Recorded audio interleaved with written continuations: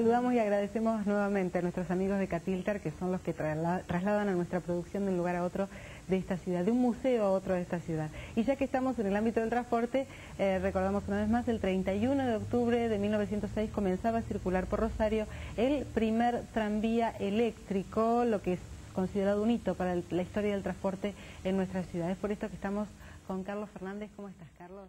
Es vicepresidente de la Asociación Amigos del Riel, una asociación que ya tiene sus años. Sí, estamos trabajando desde el año 1974. Carlos, vamos a hablar en instantes nada más de todo lo que significa el trabajo que ustedes han hecho para la recuperación del sistema de tranvías en Rosario, de lo que se está haciendo ahora, pero primero vamos a presentar entonces nuestro informe con la historia del transporte en general en Rosario, que comenzó con el tranvía eléctrico. El 31 de octubre de 1906, los rosarinos contemplaron azorados el viaje inaugural del primer tranvía eléctrico. El uso de la electricidad como fuerza motriz desplazaba así al antiguo tramway a caballos por una moderna maquinaria autorizada a viajar a una velocidad máxima de 12 kilómetros por hora. La licitación para la explotación del nuevo servicio había sido convocada por el intendente Santiago Pinasco un año antes, y la concesión recayó en manos de una empresa belga que constituyó la Compañía General de Tranvías Eléctricos de Rosario. El primer coche de la línea 9 partió desde San Martín y Santa Fe y cumplió puntualmente su recorrido hasta el cementerio El Salvador. Los discursos oficiales saludaron el invento con inocultable orgullo y se poblaron de palabras como progreso, desarrollo, comodidad y eficacia. Rosario tenía por entonces una población de 150.000 almas y crecía como una mancha de aceite, con nuevas urbanizaciones que ganaban las zonas periféricas. Los 110 kilómetros de rieles instalados para el moderno tranvía favorecieron el desarrollo de los barrios Arroyito, Eloy Palacios, Alberdi y Saladillo, entre otros que se vieron favorecidos por el signo de la modernidad. La explotación del servicio constituyó un magnífico negocio y las promesas de extensión de redes a cargo de los concesionarios fueron sistemáticamente condicionadas a periódicos pedidos de aumentos en la tarifa. Pero la codicia empresaria y la falta de inversiones no reparó en una incipiente competencia que también buscaba su lugar en Rosario, de la mano de un progreso que parecía no tener fin. Después de varias tentativas frustradas, el ómnibus automotor llegó para quedarse el 4 de octubre de 1923. La Intendencia autorizó entonces la circulación de los primeros coches Ford con recorridos fijos, considerando que su implantación daría al municipio un servicio insistentemente sentido y reclamado por la ampliación de la ciudad. En 1931, los registros públicos ya sumaban más de 343 colectivos habilitados con recorridos que excedían largamente los trazados por la telaraña del riel. El brusco aumento del número de ómnibus se vio favorecido por la introducción de que eran carrozados en 3 talleres locales. De a poco, y en una larga convivencia que no tardó en resultar agónica para el tranvía eléctrico, el colectivo pasó a ser sinónimo excluyente de transporte urbano.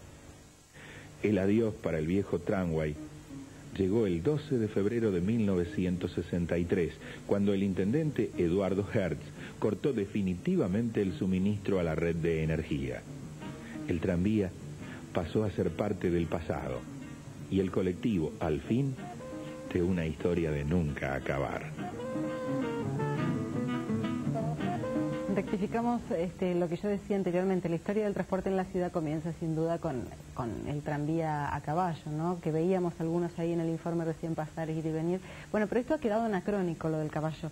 Lo que sí se usa todavía en muchos países del mundo y países muy adelantados es el tranvía eléctrico, Carlos. ¿Qué pasa en Rosario? ¿Existe esa posibilidad?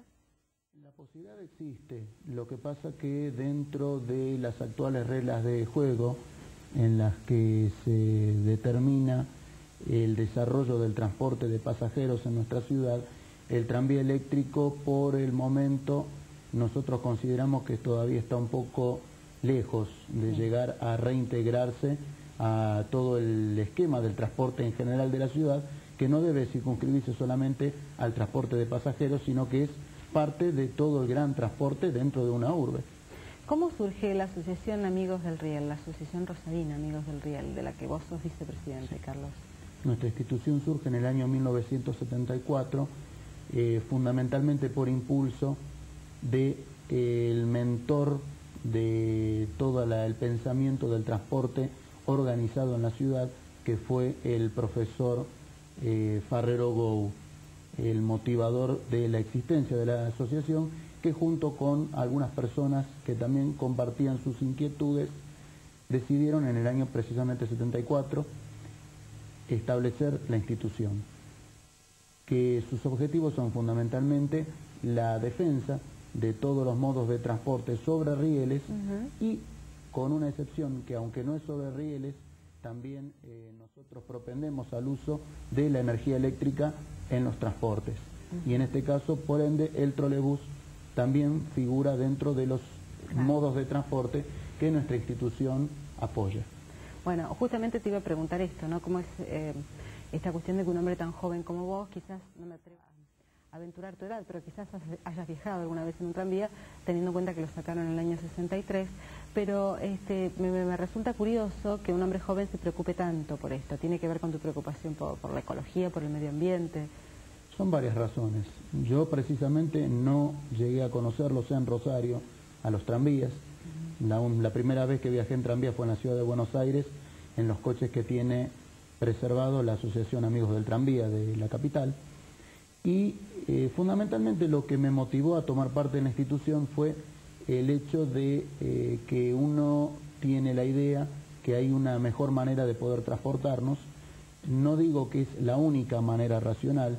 En toda trama de transporte en cualquier parte del mundo, el tranvía es un modo más de transporte que tiende a cubrir una necesidad determinada de capacidad de transporte de pasajeros. Claro. La cantidad de pasajeros que transporta un ferrocarril electrificado de gran capacidad no la puede suplir un tranvía, menos un colectivo. Claro. O sea que son niveles que imponen que en determinados corredores se utilicen modos de transporte adecuados a la capacidad del determinado corredor, porque si no se corre el riesgo, o por una parte de hacer grandes inversiones sin que haya posibilidad de que tenga una rentabilidad razonable, y por otra parte si no estamos utilizando modos de transporte que son ostensiblemente carentes de capacidad para transportar grandes cantidades de pasajeros, y eso en la ciudad de Rosario se ve hoy día. Sí, ya lo creo que se ve.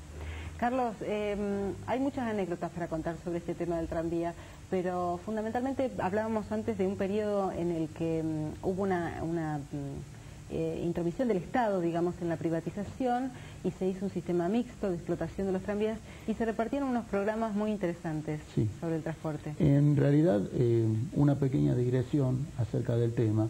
Los transportes en Rosario fueron privados prácticamente desde el inicio del transporte urbano de pasajeros, con los primeros tranvías en el año 1872.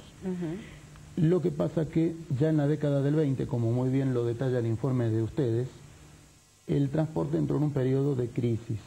Se debió fundamentalmente a la imprevisión por parte de la empresa privada que operaba los tranvías eléctricos entonces, en cubrir la demanda cada vez mayor de pasaje. Cuando se hicieron los estudios en 1905-1906 para ver qué capacidad de transporte era necesaria en el futuro, se hicieron proyecciones que llegaban al año 1925 a prever una demanda de 25 millones de viajes anuales en la ciudad. Bueno, en ese año en realidad el transporte rosarino demandó 55 millones de viajes.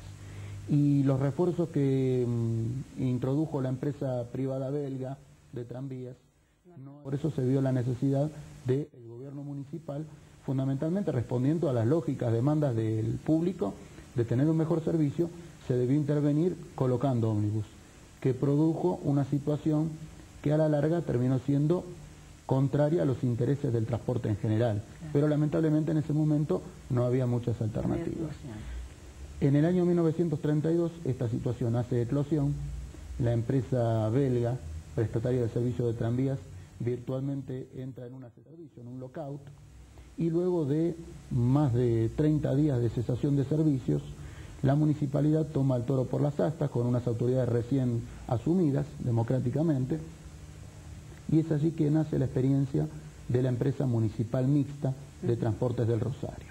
Que, bueno, justamente entonces llegamos a lo que yo te decía, el tema de estos programas que se repartían sobre los micros y que era algo muy interesante, ojalá se haga también en la actualidad, ¿no? Con los recorridos de los colectivos, del transporte. Se hacían guías de distribución gratuita para la gente, se distribuían arriba de los coches y en sitios importantes de la ciudad, donde se le brindaba al pasajero toda la información posible acerca de las líneas que circulaban a todos los puntos de la ciudad, tanto de tranvías como de ómnibus, porque en esa época ya el transporte estaba gestionado unificadamente, y por otra parte también la información de un servicio que en esa época se prestaba, y a pesar de los años que han pasado, y se supone que tendríamos que tener un mejor servicio, no lo tenemos. No los tenemos. Las combinaciones. Carlos, para terminar ya, ustedes están haciendo un trabajo muy interesante con un tranvía que quieren volver a pasear desde Rosario. ¿Desde cuánto hace que están trabajando en esto? Porque sé que desde hace tiempo. Y estamos desde el año 1984 trabajando. ¿Dónde está ese tranvía ahora? Este tranvía en este momento, la carrocería, está en las dependencias de la Dirección de Talleres Centrales de la Municipalidad. ¿Y qué le falta? Estamos en la tarea actualmente del completado del revestimiento interno, que es toda la parte de madera, que es un trabajo muy laborioso, y el armado del tren rodante. ¿Cuándo crees vos que probablemente esté circulando ese tranvía por la calle Wilray, donde todavía se pueden ver las vías y que han dejado exprofeso al descubierto las autoridades municipales para que, bueno, este trabajo se pueda hacer? ¿Cuándo crees que podremos subirnos al tranvía otra vez, aunque sea en ese trayecto cortito? Por fechas es muy aventurado decirlo, pero yo creo que con un poco de buena voluntad por parte de todas las partes que tenemos que ver en esto se podría concretar en un lapso no mayor a un año aproximadamente. Ay, ojalá. Gracias, Carlos, por haber estado acá. Carlos Fernández, el vicepresidente de la Asociación Rosarina Amigos del Riel, uno más de los nostálgicos, él con sus razones que están relacionadas con el medio ambiente y con otros temas más, como él me explicaba, pero hay muchos rosarinos y mucha gente en general que siente nostalgia del viejo y querido tranvía. Ojalá entonces podamos tenerlo otra vez en las calles de Rosario. La pausa segunda en Corazón de Barco, ya volvemos.